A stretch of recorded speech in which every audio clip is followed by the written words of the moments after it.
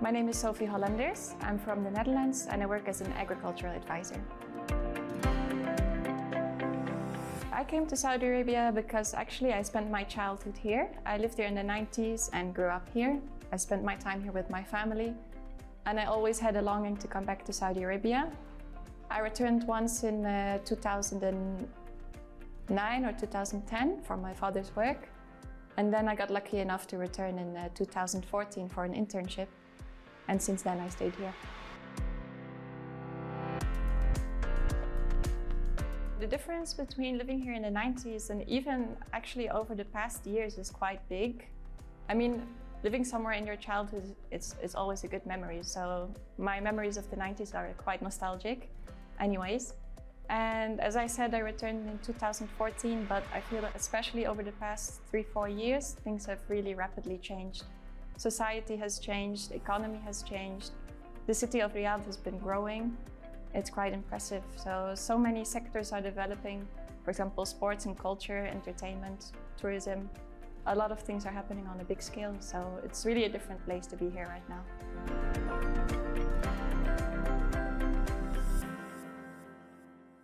One of the most memorable museums must have been the National Museum, even though I know it's an old-timer. It developed together with the time, so it used to be a special thing to visit and one of the only things to visit at the time, but the museum now it's really much more beautiful than it used to be. It gives a really great impression of the history of the country and of religion as well.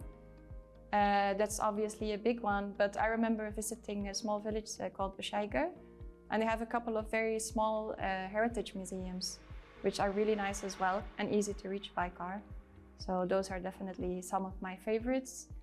And every now and then I'd like to go to an art gallery here in Riyadh and see like some local talents as well.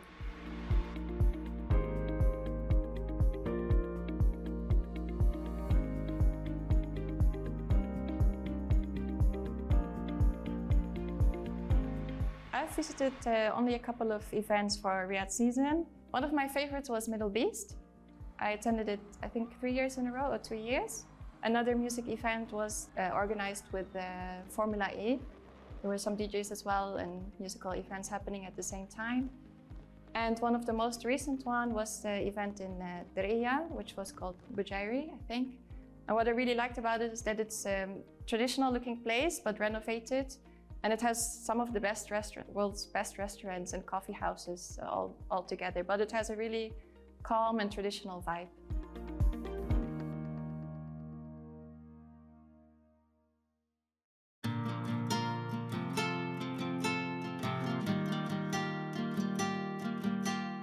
I remember going to Al Ula, but that was before all of the renovations took place, which was also pretty special, honestly.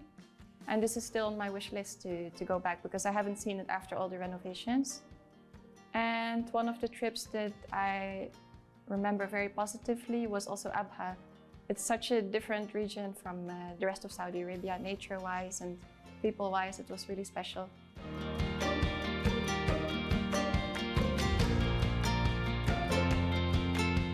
One of my most memorable trips to the desert was to the region of Uraira, which is in the eastern province of Saudi Arabia.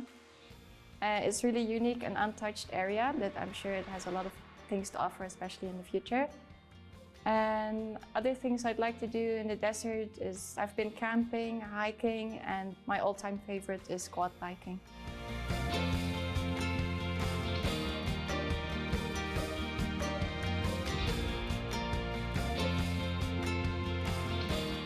I have been doing quad biking in the weekends. You know, you just gather a group of friends. It's most fun with the bigger group. You go all together and it's so easy to plan, you know, you can decide the night before, let's say, and the best experience if you go, for example, with sunrise or sunset, but I prefer the sunrise.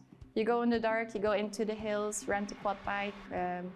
There's location in the north and in the west of Riyadh where you can easily go by car. You go into the dunes when it's still dark and then you just watch the sunrise, and it's a really lovely experience.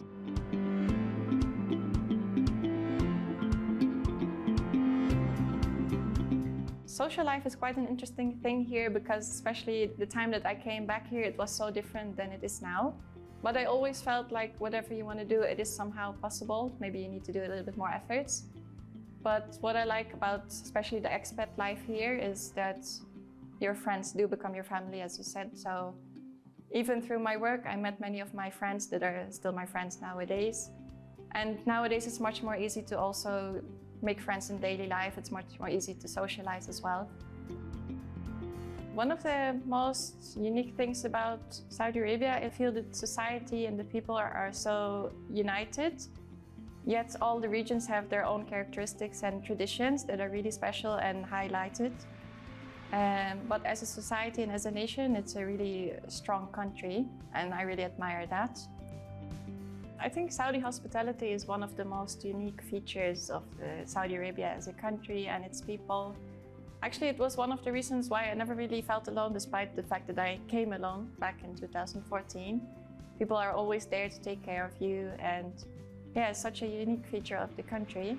And also its pride. And one of the moments that I really realized that more than ever was actually during the World Cup, which was pretty recent. I was lucky enough to go to Qatar, and I was actually there to support my own country, the Netherlands, but I really sensed the vibes from Saudi Arabia and its supporters. It was right after the win against Argentina. The vibes were amazing, and that's really characteristic for Saudi Arabia in general, the pride and the unity.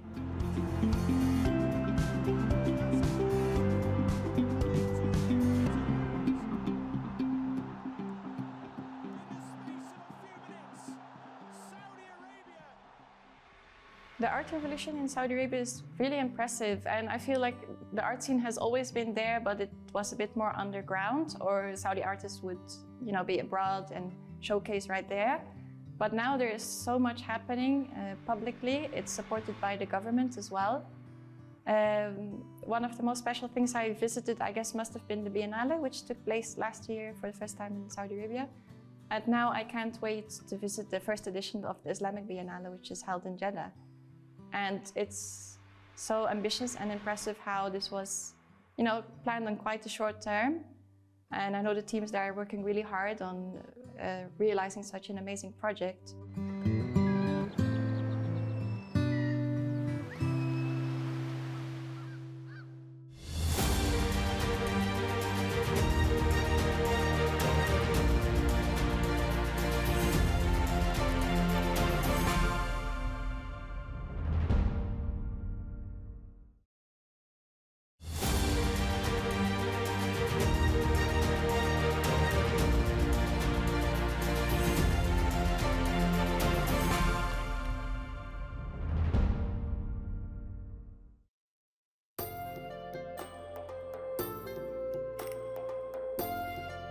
I must say the best Saudi food I've tried must have been home-cooked food, all kinds of dishes. But my all-time favorite is jarish, because I'm not much of a meat lover. And what I also really like about the latest developments, that everything that's happening in the HoReCa industries, that there's been quite some new restaurants that are traditional but also modern. They have modern vibes, the restaurants look amazing. They also go into the touches of, Saudi architectures and designs, and the food is just traditional and with a modern touch. It's lovely.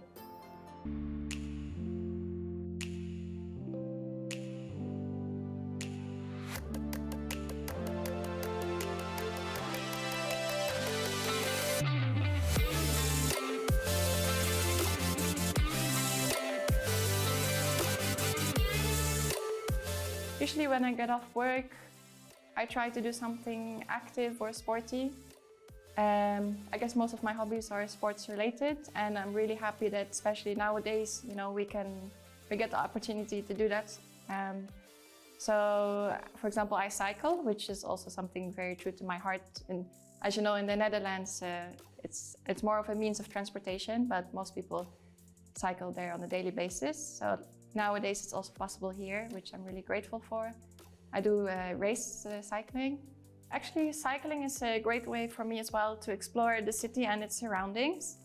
So there's times that I don't want to go too far. I go in the area around Princess Noor University. There's a great location to cycle there on the road. If I have a bit more time, for example, in the weekends, I'd love to go outside of the city, not too far. And there's roads where there's no cars at all, and it has a really calming effect on me to go on my race bike and do longer distances, for me at least.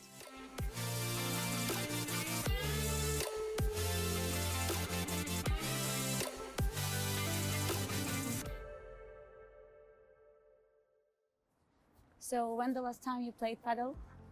I played last week, but it was with a big group, so we need to practice a little bit more.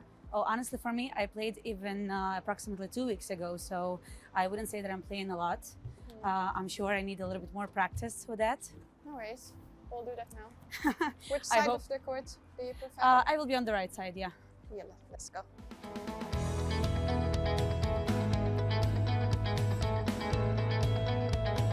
I play paddle. There's been many paddle places opening up here in Riyadh, and I think also in other cities. Paddle is something that I started playing here in Saudi, actually. It was a trend all over the world, but it reached Saudi as well quite a while ago.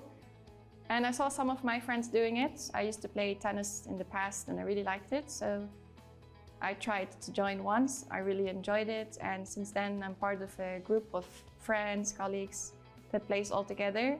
I try to go at least once a week. And all the paddle places that have been opening up recently in Riyadh, it's quite a few. So there's always some place where you can go book the same day, or you can book ahead for the rest of the month or so on. We play with a mixed group, all kinds of levels, both genders, and it's really a fun activity to do after work or in the weekends.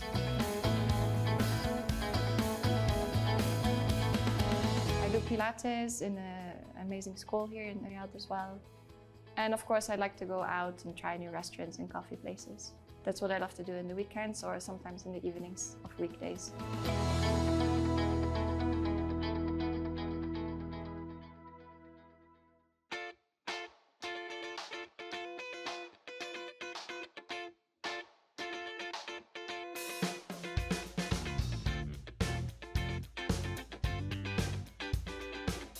So today I visited Leap.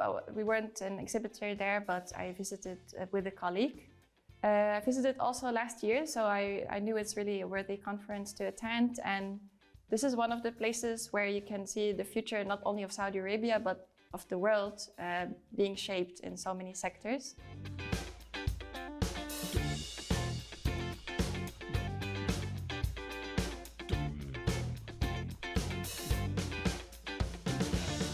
Luckily, Leap venue was right next to Riyadh Front, which was a great occasion to meet up with my friend.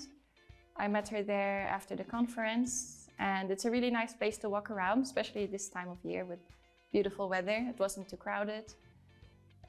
We browsed around, we saw some shops and cafes, and in the end we sat down to have a late lunch and a coffee.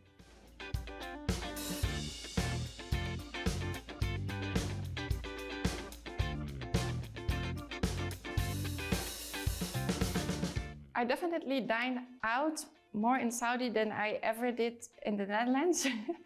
You know, I feel like here it's just something you do if you want to do any kind of social activity, especially before when the whole entertainment industry didn't develop as much as it did now. So I remember my time in the Netherlands, it's something special that you do every once in a while, you know, you live up to it. But here it's much more normalized to, even during work, you might go out, meet someone for lunch or meet someone for a coffee. It's just something that you do as an entertainment activity, basically, with your friends or whoever you want to meet up with. And there's so much choice, like too much, I can't keep up, even with all these temporary events that are happening now. All the restaurants that you can think of from all over the world are coming to Riyadh or coming to Al Ula or any place in Saudi. So a lot to choose from, and I feel like I just tried maybe 1%, and despite that, I feel like I did a lot, you know, but still a lot to discover.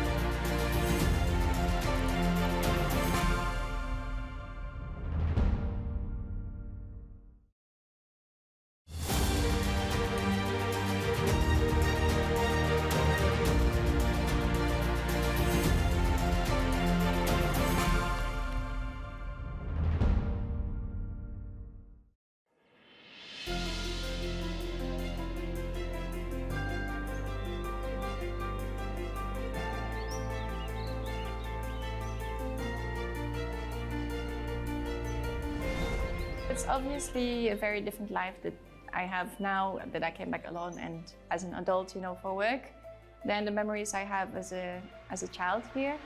And it's definitely my family that made it a good time here in the 90s. And it was such a good time that I always had really an urge to come back, especially towards university time. I also decided to adjust my studies to that in order for me to do an internship here, which was a way for me to come back to the country that I've always felt like is my home.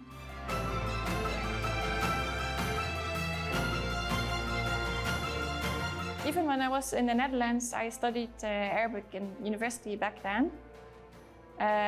But the thing about living in the Netherlands is it's a little bit hard to practice what you learn. So I never really continued properly. But that's one of the things I picked up since I came back. I'm still studying Arabic, and I just completed the course as well in one of the schools here in the Gulf region. And this is an ambition I have to be fluent at some point.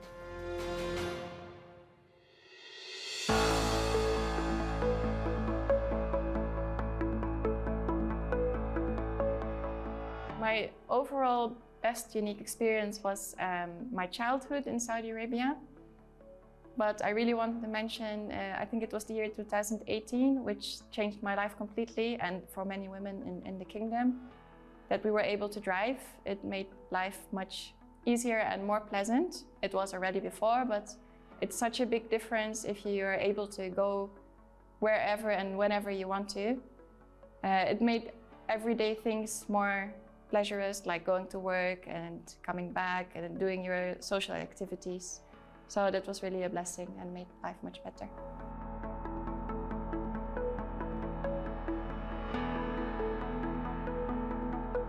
Another groundbreaking experience was Riyadh Marathon, which I participated in last year. And this is something a little bit close to my heart because I remember when I was here in my childhood times, my father used to run marathons and it was all very underground. But nowadays, it's public events supported by or even organized by the government. So I was really kind of proud to be part of it for the first time. And that's definitely one of the things I didn't expect I would be able to do at the time that I came back in 2014. So yeah, I really congratulate that.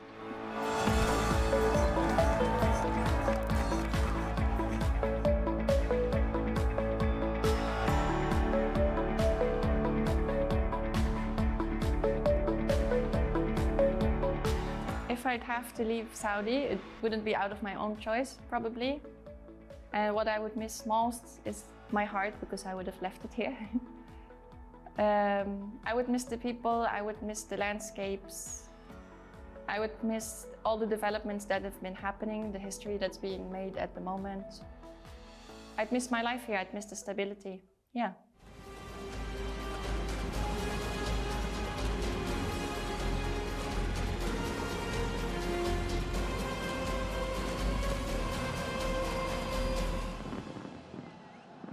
I always try to tell people in the Netherlands about my positive experience here, and that the perception they might have of the country is not the reality.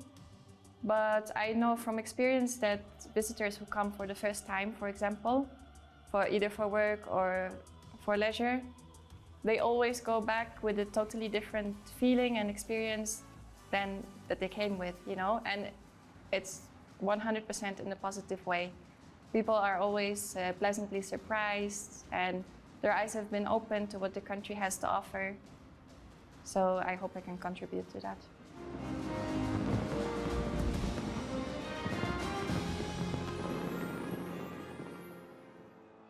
Mocht er iemand kijken uit Nederland of die Nederlands spreekt, dan zou ik jullie allemaal van harte willen uitnodigen om een keer het Koninkrijk van Saoedi-Arabië zelf te komen bezoeken. Je ervaring mee te nemen naar Nederland. En ik beloof dat het een unieke ervaring zal worden.